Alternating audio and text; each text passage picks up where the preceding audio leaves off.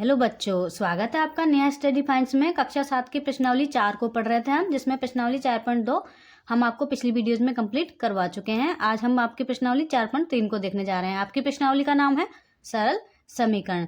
अगर आपको 4.2 और 4.1 पढ़नी है तो आप हमारे चैनल पर जाके उन्हें पढ़ सकते हैं। ठीक है बच्चों, देखिए क्वेश्चन नंबर 4.3 का पहला हमसे क्या कह रहा है। निम्नलिखित स्थितियों के लिए समीकरण बनाइए और फिर उन्हें हल करके अज्ञात संख्या ज्ञात कीजिए।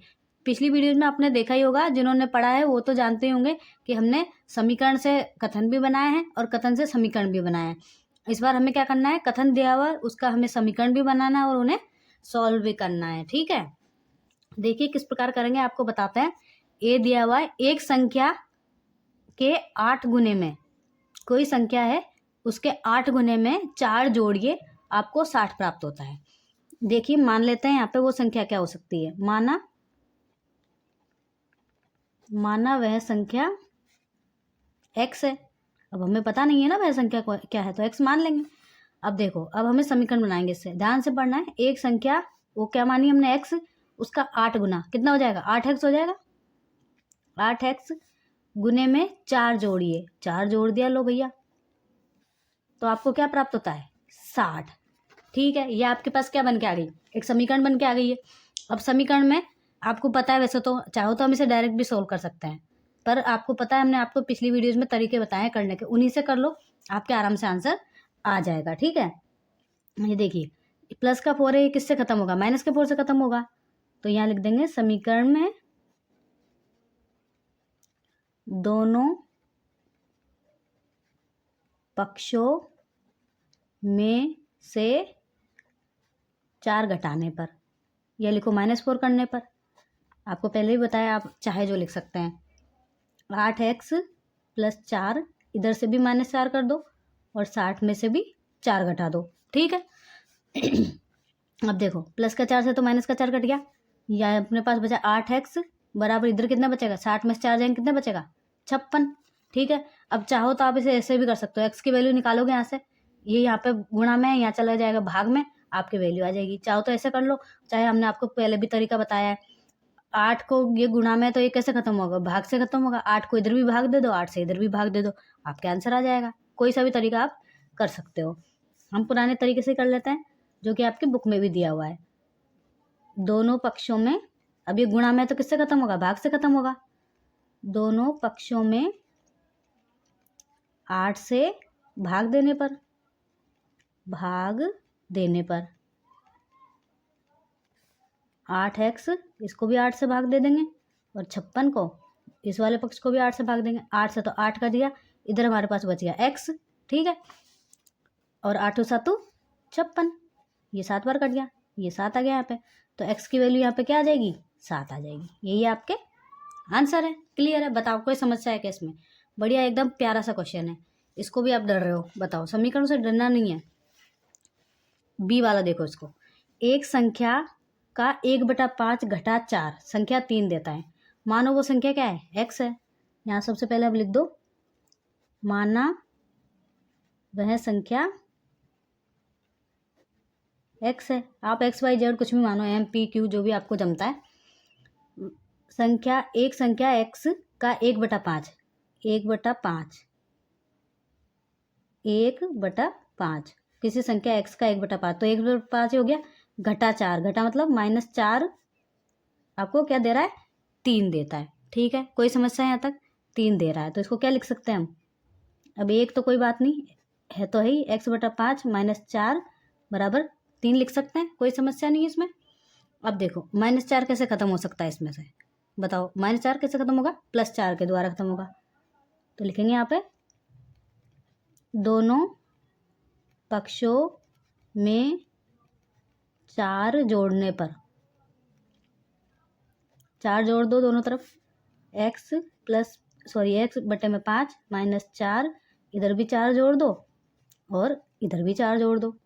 ये तो माइनस के 4 से प्लस का 4 कट गया, इधर हमारे पास बचा x बटे में 5 बराबर, इधर कितना हो गया, ये 7 हो गया।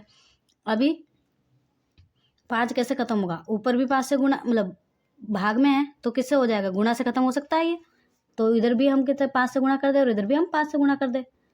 दोनों पक्षों में 5 से गुणा करने पर। कर दो दोनों तरफ 5 से गुणा। x बटा 5 तो था ही सही, 5 से गुणा कर दिया। इधर भी हमने 5 से गुणा कर दिया। 5 से तो 5 कट गया, इधर बचा हमारे पास क्या, x, और 7 पंजे 35। x की वैल्यू क्या आ गई आपके पास, 35, और यही आपके क्या है, आंसर है। क्लियर है, कोई समस्या नहीं बी वाले में भी आपको। सी वाले देखते हैं, चलिए ये लीजिए आपका सी वाला। क्या कह रहा है, यदि मैं किसी संख्या का 3/4 लेकर इसमें 3 जोड़ दूं तो मुझे 21 प्राप्त होता है। ठीक है भैया, करते हैं। माना वह संख्या क्या है, x है। माना वह संख्या x हो जाएगी बच्चों। ठीक है, अब देखो क्या कह रहे हैं, किसी संख्या तो हमने x मान ली का 3/4। 3/4 कितना होता है, 3/4 होता है। कोई दिक्कत यहाँ तक, x का 3/4, तो ये 3/4 x का गुणा हो जाएगा इससे। 3/4 लेकर इसमें 3 जोड़ दूँ, इसमें 3 और जोड़ दो, तो आपको क्या मिलेगा, 21 प्राप्त होता है। ये आपकी क्या बन जाएगी, समीकरण बनेगी। अब इसका आपको सिर्फ सॉल्व करना है। प्लस का 3 किससे खत्म होगा, माइनस का 3 से खत्म होगा। इधर भी -3 कर दो, इधर भी -3 कर दो, सिंपल। दोनों पक्षों में -3 करने पर, -3 करेंगे इधर से, 3x बटे में 4 प्लस 3, ये -3 बराबर 21 में से भी 3 घटेगा। ये कितना हो गया, ये तो ये इतना करना रह जाएगा, ये इससे ये कट गया। यहाँ बचा हमारे पास 3x बटे में 4 बराबर 21 में से 3 जाएंगे, कितना बच जाएगा हमारे पास, बोलो 18 बचेगा ना। ठीक है, अब इसको भी आप चाहो तो एक डायरेक्ट करके दिखा दे आपको, डायरेक्ट कैसे होता है, करते हैं। चलो यहाँ से देखो, ये यहाँ पे भाग में, तो यहाँ जाके गुणा में हो जाएगा। ये 3x बराबर 18, ये गुणा में चला जाएगा 4, और यहाँ से x की वैल्यू निकालते हैं। x बराबर ये 18 गुणा 4 तो था ही सही, ये 3 यहाँ पे गुणा में था, यहाँ आ जाएगा भाग में। काट दो, 3 छिंग 18, x की वैल्यू क्या जाएगी, x बराबर 6 चौक 24। एक तो अपने ये डायरेक्ट करने का तरीका। अब यहीं से ये जब आया था अपने पास, इसी को हम पुराने तरीके से करते हैं। तो कैसे करते हैं, अब ये है हमारे पास भाग में, तो क्या करते हैं, 4 से गुणा करने पर, यहाँ 4 से गुणा करते हैं अपन। 3x गुणा में 4 और बटे में 4 था ही सही, बराबर 18 को भी 4 से भाग देते हैं अपन। सॉरी बच्चों, गुणा करा है ना, तो यहाँ भी हम गुणा ही करते हैं। ये 4 से तो 4 कट जाता, ये कितना बच जाता, 3x बराबर 18 गुणा 4 बच जाता। इसको ऐसा कैसे छोड़ दो, काटने में आसानी हो जाएगी। ठीक है, अब ये यहाँ पे गुणा में है, तो गुणा का वाला कैसे खत्म होगा, भाग से खत्म होगा। मैं लिख देते समीकरण में 3 से भाग देने पर, 3x बटे में 3 बराबर 18 गुणा 4 बटे में 3। ये 3 से तो 3 कट जाता, यहाँ सिर्फ x बच जाता। 3 छंग 18, वही 6 चौक 24 आ जाता अपने। देखो आंसर में कोई वो है क्या, तरीके अलग अलग है बस। आप चाहो तो डायरेक्ट भी कर सकते हो, आप चाहो तो लंबा तरीका भी आप अपना सकते हो। ठीक है, आपको जो पसंद आए, जो ईजी लगे, बस समझ में आने लग जाएगा ना आपको, तो आप ये वाला ही अपनाओगे। क्यों, ये जल्दी भी हो जाता है, फटाफट 2 मिनट में।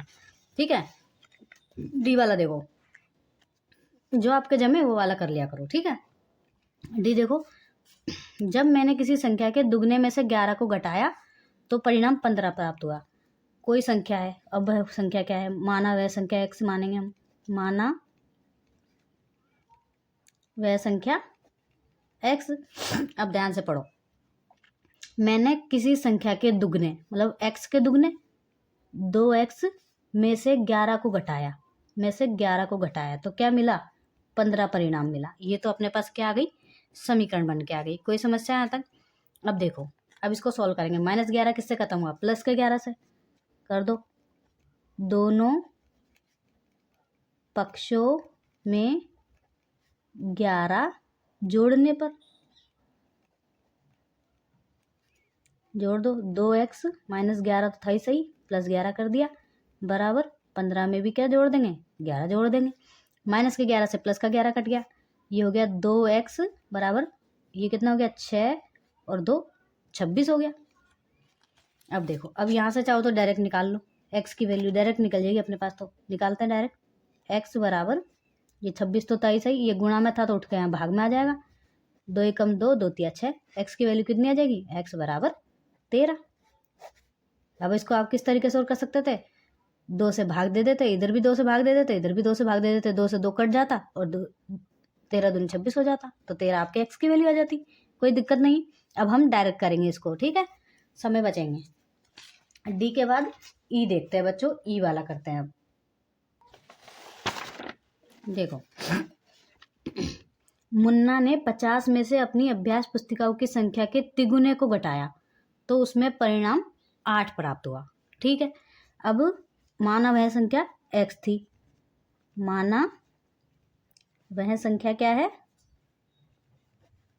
x मान ली हमने। देखो, अब मुन्ना ने 50 में से घटाया, इस बारी 50 में से अपनी अभ्यास पुस्तिकाओं की संख्या के तिगुने को घटाया है, 50 में से किसी संख्या x के 3 गुने को घटा दिया, 3x को घटा दिया, तो क्या प्राप्त हुआ, 8 प्राप्त हुआ, ठीक है।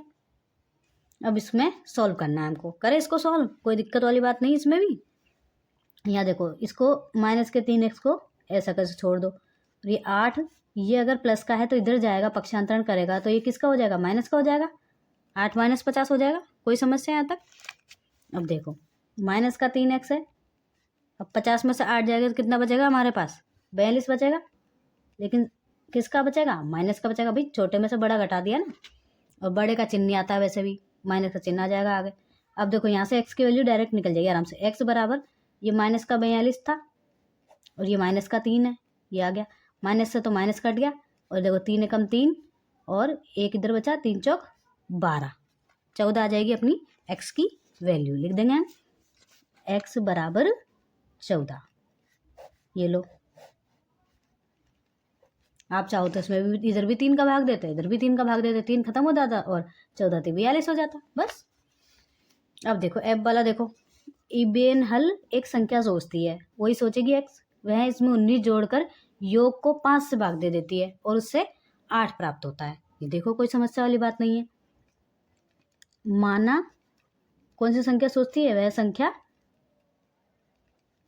x सोचती है, आप चाहे जो सोच सकते हैं, बाई जेड जो भी है, BCD सोचो, कुछ भी सोचो, ठीक है। x सोच लिया उसने, वह इसमें 19 जोड़कर, x में 19 जोड़ दिया, ये लो, उसके योग को 5 से भाग दे देती है, ये 5 से भाग दे दिया तो उसे क्या मिलता है, 8 प्राप्त होता है, कोई समस्या नहीं, समीकरण बन गई हमारे पास, तैयार है, सॉल्व करना है बस। सॉल्व करने के लिए क्या करेंगे, अब देखो x + 19 छोड़ दें, ये यहाँ जाके गुणा में हो जाएगा, क्योंकि यहाँ पे भाग में, समीकरण सीधी हो जाएगी हमारे पास, बराबर 8, ये यहाँ पे गुणा भाग में था तो यहाँ के गुणा में हो जाएगा, समीकरण हमारे पास होगी 8 + 19 बराबर 8 पंजे 40, ठीक है, कोई समस्या नहीं। अब प्लस का 19 है हमारे पास, तो ये खत्म कैसे होगा, माइनस का 19 से, दोनों पक्षों में -19 कर देंगे, दोनों पक्षों में से 19 घटाने पर घटा देते हैं, x + 19 घटा दिया इधर भी, और इसमें से भी हमने 19 घटा दिया, प्लस का 19 से तो माइनस का 19 कट गया, इधर हमारे पास बचा x, और 40 में से 19 जाएंगे कितना बचेगा, 21 बचेगा, लो बस, और कुछ करना ही नहीं है, x की वैल्यू आपकी क्या आ गई है, 21 आ गई है, और यही आपके आंसर हो जाएगा बच्चों। कोई दिक्कत है क्या यहाँ तक, बताओ तुम, तो थोड़ी सी भी दिक्कत हो ना, बस कमेंट बॉक्स में मैम हमको ये नहीं आ रहा है, हम ट्यूशन वाले बच्चों को भी 10 बार बताते हैं, आपको भी बता देंगे, इसमें कौन सी बड़ी बात है, ठीक है। नेक्स्ट देखते हैं आपका इसमें क्वेश्चन, इसमें देखो आपके जी वाला क्वेश्चन, जी है इसमें,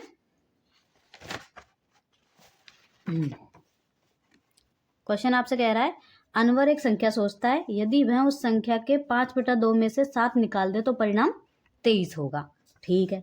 अब अनवर ने कौन सी संख्या सोची होगी, माना वह संख्या x होगी, मान रहे हम तो कोई समस्या नहीं, कुछ भी मानो, तो देखो अब ध्यान से करना, वह इस संख्या के 5/2 मतलब x का 5/2, तो हम 5/2 उसका x गुना में से 7 निकाल दे, ये 7 निकाल दिया तो परिणाम 23। बस ये आपके क्या बन गई, समीकरण बन के तैयार होगी। बस इसको सॉल्व करना है। अब देखो माइनस का 7 है तो किससे खत्म होगा, प्लस के 7 से खत्म कर दे, हम कर देते हैं बिल्कुल। कैसे करेंगे, प्लस के 7 से खत्म, दोनों पक्षों में +7 करने पर कर दो। 5x बटे में 2 -7 था उसमें +7 कर दिया इधर भी, और 23 में भी +7 कर दिया। इससे तो ये कट गया आराम से, और हमारे पास बच गया 5x बटे में 2, और ये 23 और 7 30 हो जाएंगे। अब देखो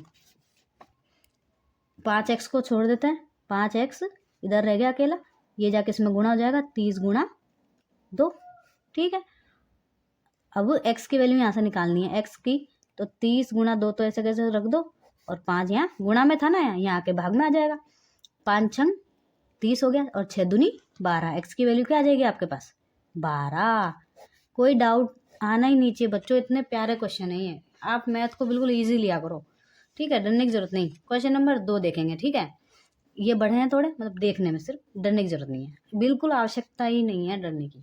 ए वाला देखो, अध्यापिका बताती है कि उनकी कक्षा में एक विद्यार्थी द्वारा प्राप्त किए गए अधिकतम अंक, जो मैक्सिमम मार्क्स हैं, वो न्यूनतम अंक का दुगना है, जमा 7। जमा मतलब जोड़ है, ठीक है, योग है।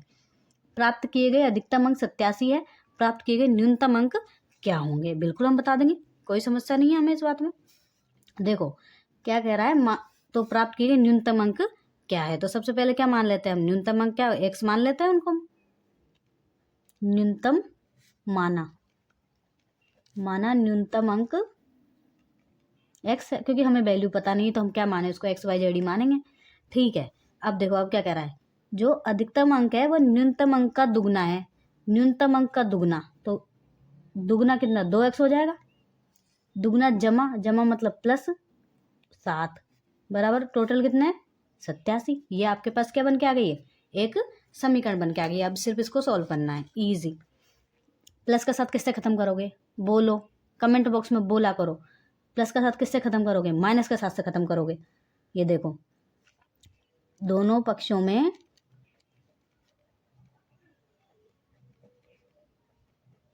-7 करने पर 2x + 7 था, इधर -7 कर दिया, और 87 में भी हम 7 घटाएंगे, क्योंकि दोनों तरफ करेंगे, बराबर रहना चाहिए मामला।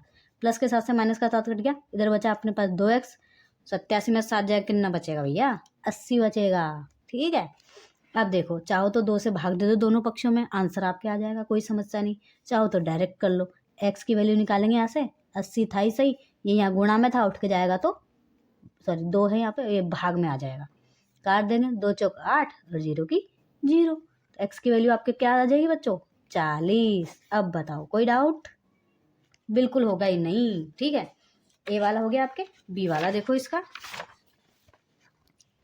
ये देखो अच्छा क्वेश्चन है, आने के पूरे पूरे चांसेस है आपके, ये तो प्यारा क्वेश्चन है, बढ़िया एकदम।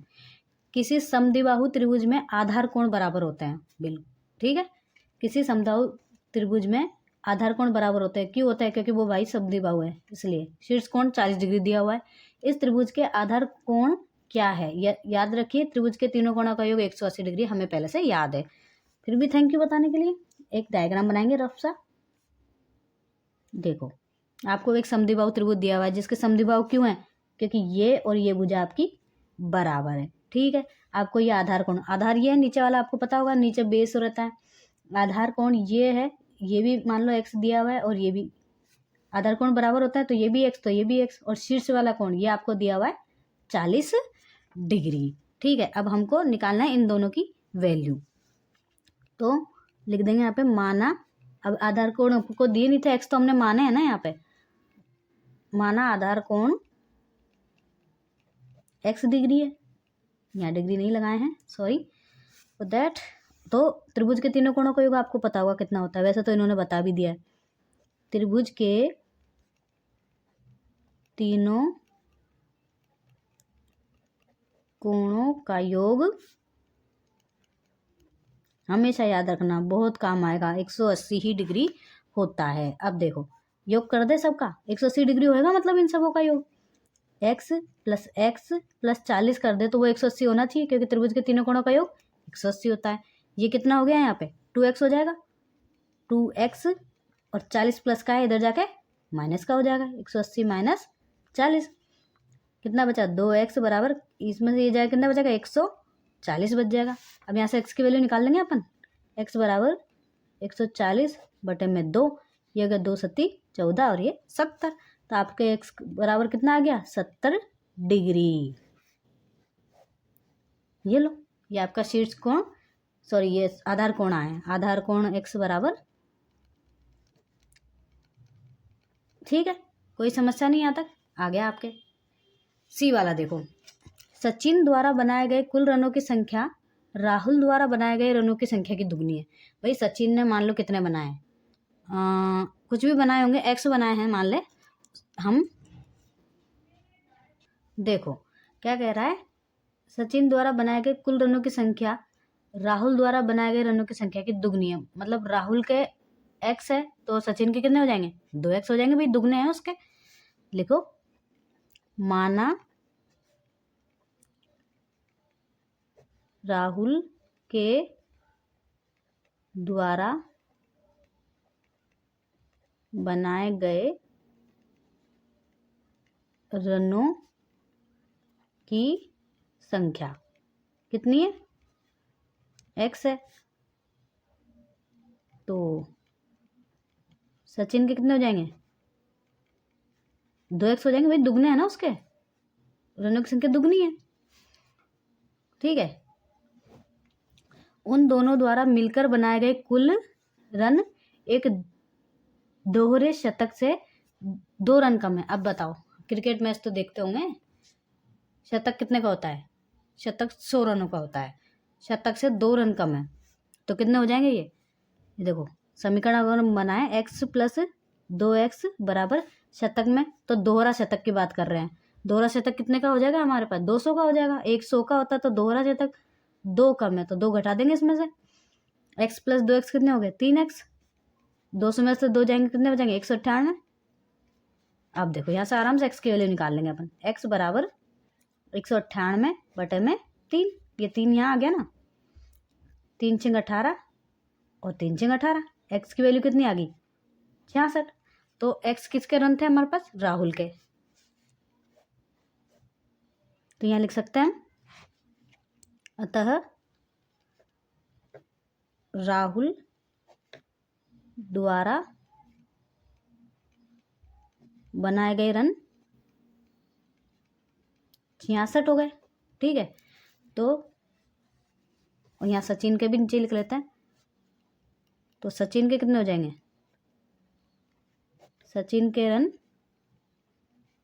2x है इसका तो उसका 2 गुना हो जाएंगे 66, ये कितने हो जाएंगे 6 दूनी 12, 12 और 1 13, 132 किसने बनाए सचिन ने बनाए, कोई समस्या ना तक, ठीक है।